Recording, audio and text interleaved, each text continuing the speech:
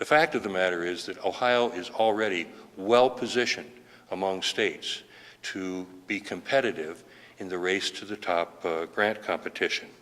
We meet 8 of the 10 eligibility requirements and are rated an A in that competition. The bill that we have introduced will help Ohio in achieving 9 of the 10 requirements, and the 10th requirement is being undertaken today by the governor's office. This will move us forward in a very specific way to achieve the very specific goals that have been outlined by Secretary of Education Arne Duncan. As he described Ohio's current situation, we are already well positioned to compete for this funding. However, our legislation will address 2 areas where Ohio's educational policies can be improved to make us even more competitive for federal dollars. First, the bill will adopt standards of accountability for e-schools operating in our state. These standards were developed and approved by the State Board of Education in September of 2003, but have yet to be adopted by the legislature. It is time to implement these standards and hold our e-schools equally accountable to other schools that receive public funding.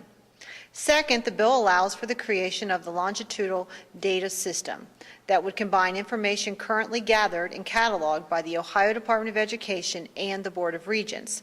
This data system would allow us to more accurately assess student progress and educational outcomes over a student's entire educational experience. In order for states to become states, they had to put together a system of public education in order to qualify to be a state.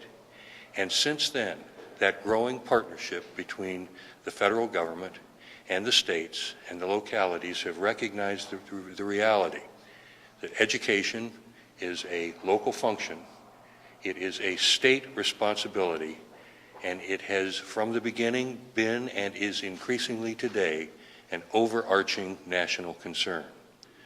The race to the top represents the latest iteration of why that overarching national concern is a high priority for all of us.